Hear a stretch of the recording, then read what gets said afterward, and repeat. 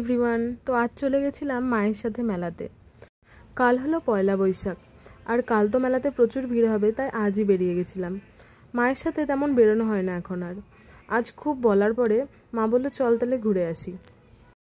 এই যে এত নাগরদোলা, আমার মা কিন্তু কিছুতেই উঠতে দেয় না, আর এমনিও আমার ভয় করে, সেই কারণে আমি উঠি না। আর মেলার সামনের দিকেই ছিল এই সুন্দর মহাদেবের মূর্তিটা। তারপর আমরা মেলার ভেতরে ঘুরতে শুরু করলাম, আর আমার মায়ের নজর ছিল তো বাচ্চাদের খেলনার দিকেই। আমার দিদির ছেলের জন্য একটা খেলনা কিনবে বলে মা অনেকক্ষণ ধরে দেখছিল। শেষমেশ এই খেলনাটা আমরা কিনলাম। তারপর আরও কয়েকটা জিনিস কিনেছিলাম। আর সামনের দোকানেই ছিল এই রাবারের সাপগুলো। এগুলো দেখতে এত রিয়েলিস্টিক লাগে, ছোটোবেলায় আমি খুব ভয় পেতাম। ভাবছিলাম এটা কিনি, কিন্তু ছোটো মানুষ যদি ভয় পায়, সেই কারণে আর এটা নিলাম না। তারপর বাকি মেলাটাও আমরা ঘুরে দেখলাম, আর সেখানে বিভিন্ন খেলনা দেখছিলাম, জিনিসপত্র সময় বিশ্ব বাংলা মঞ্চে আস্তে আস্তে প্রস্তুত হবেন। আমরা নির্দিষ্ট সময়ে আপনাদেরকে আমরা ডেকে নিচ্ছি, আপনারা প্রস্তুত থাকবেন।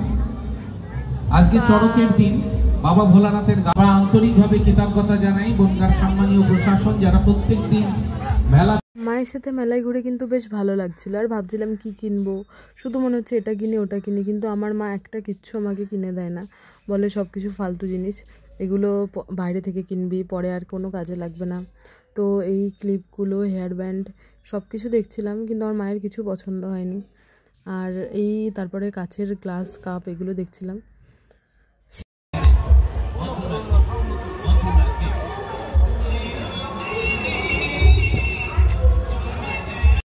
এই দোকানটা কিন্তু আমার খুব পছন্দ হয়েছিল, মাটি জিনিসের দোকান। আর এই দোকানে কিন্তু মাটির বোতলও ছিল, আর বোতলের জলটা এতটাই ঠান্ডা ছিল, মনে হচ্ছিল ফ্রিজে রাখা। তারপর আমরা চলে গেলাম বইয়ের দোকানে, আর অনেকগুলো বই খোঁজার পর আমি একটা থ্রিলিং বুক কিনেই নিলাম মাকে বলে বলে। আর তারপরে সামনে যখন ঘুরে এপাশে আসছিলাম, তখন এই ক্লিপের সেটটা আমার খুব পছন্দ হয়েছিল, তো এক সেট ক্লিপ নিয়েছি। এই কোরিয়ান সাইড ক্লিপগুলো কিন্তু এখন ট্রেন্ডিংয়ে চলছে। তারপর আমরা চলে গেছিলাম একটা ব্যাগের দোকানে, আর এই ব্যাগগুলো কিন্তু সবই হস্তশিল্প। ব্যাগগুলো কিন্তু বেতের তৈরি।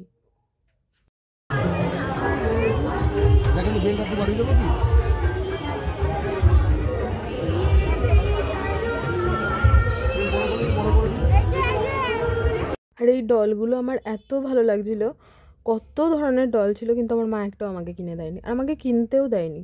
এত কিউট কিউট ডল।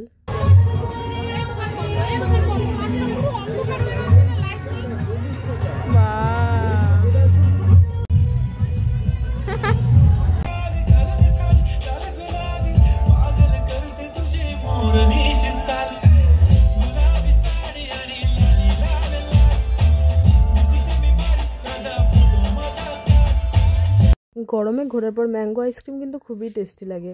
আর তারপর চলে গেছিলাম বাদামের দোকানে।